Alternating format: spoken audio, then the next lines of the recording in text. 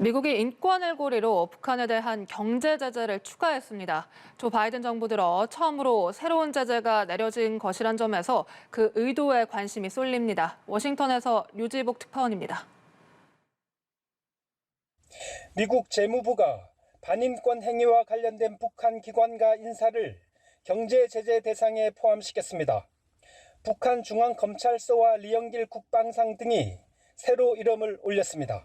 재무부는 중앙검찰서와 북한의 사법체계는 불공정한 법 집행을 자행하고 이는 악명높은 강제수용소 행위로 이어진다며 북한 주민은 물론 외국인도 피해자가 된다고 밝혔습니다.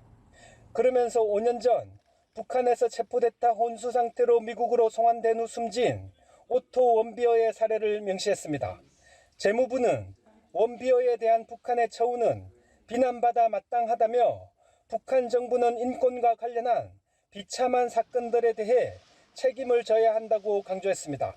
미국은 또 외화벌이 수단으로 악용되는 북한 노동자들의 해외 불법 취업 알선 업체들도 제재 대상에 포함시켰습니다. 이번 제재는 바이든 정부 들어 새로 내려진 첫 제재라는 점에서 주목됩니다. 바이든 정부는 그간 북한 여행 금지 조치 등 이전 정부의 제재를 유지해 왔지만 새 제재를 부과하는 데에는 신중한 태도를 보여왔습니다. 북한이 안보리 결의 위반인 탄도미사일 시험을 했을 때도 새 제재로까지는 이어지지 않았습니다. 그랬던 바이든 정부가 제재에 나선 건 미국이 북한을 비핵화 협상 테이블로 끌어내기 위해 제재 카드를 활용할 수 있다는 신호를 보낸 것이란 관측을 낳습니다. 북한이 계속 대화에 응하지 않을 경우 인권 등을 고리로 압박책을 병행할 수 있다는 경고성 메시지로 해석할 수 있다는 것입니다.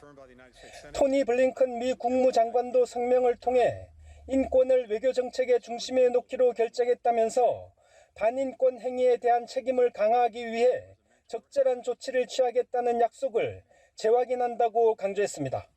워싱턴에서 연합뉴스 류지복입니다.